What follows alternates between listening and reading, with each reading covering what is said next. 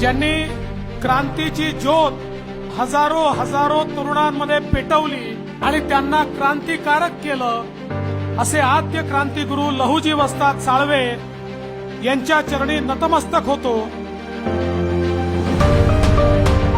या देशाच्या इतिहासामध्ये पहिल्यांदा क्रांतिकारकांना देशभक्तांना शस्त्राचं आणि लढाईचं प्रशिक्षण देणारी शाळा ही जर कोणी काढली असेल तर ती या ठिकाणी लहुजी वस्ताद साळवेंनी काढली।